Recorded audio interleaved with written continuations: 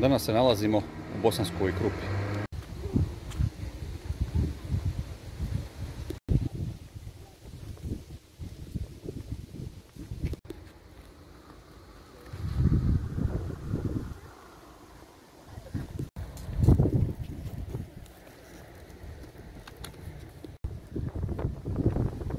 Sad se penjemo u Stari grad.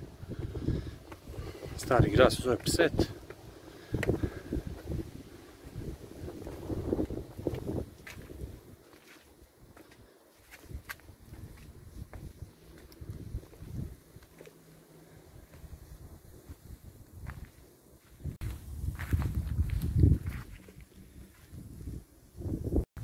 Krupa, odnosno Bosanska Krupa, je dobila ime po djevojci koja se zvala Krupana i koja je živjela na mjestu današnje Krupi.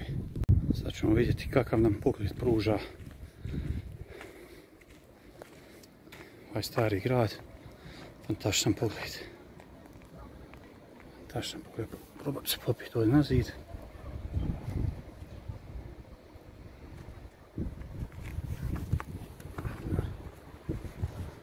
Una je ovdje prelijepa.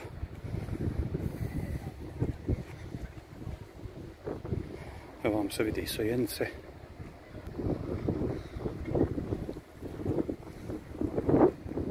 Ovo su zeleni otoci.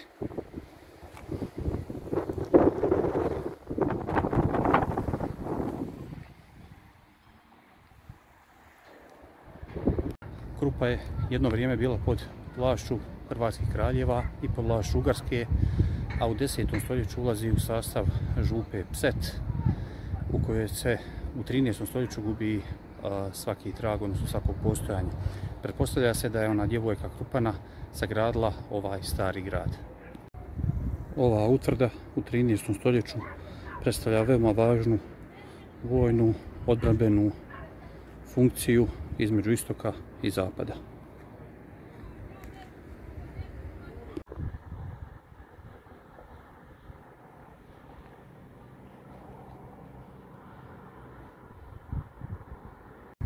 U Bosanskoj Krupi se samo u razmaku od nepunih 100 metara nalaze pravoslavna crkva, katolička crkva i džamija, što dovoljno govori o multikulturalnosti ovoga grada.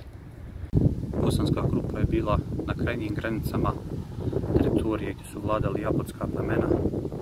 Danas se pretvara u pravi mali grad koji svaki dan privlači sve više i više posjetitelja.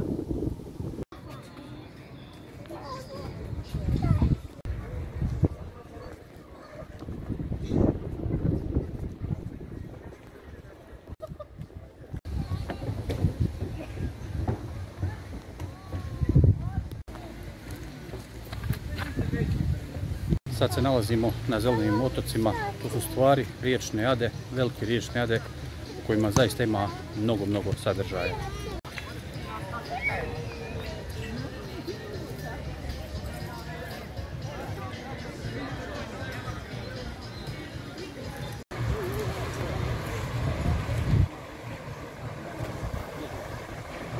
Ovo je mjesto prekrasno za kupanje.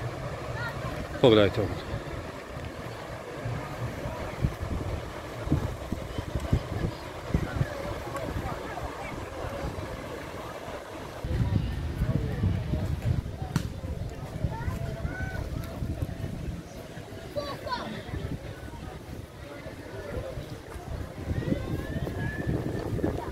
Dođite u Bosansku Krupu, dođite na Stari grad, posjetite zelena ostrva, ovdje imate šta raditi vi, vaša porodica i vaše društvo cijeli dan.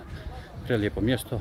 Ako vam se svidio ovaj video, lajkajte, pretplatite se na kanal, besplatno je, ne brinite, a mi se vidimo na nekoj drugoj lijepoj destinaciji u našoj lijepoj Bosni i Hercegovini.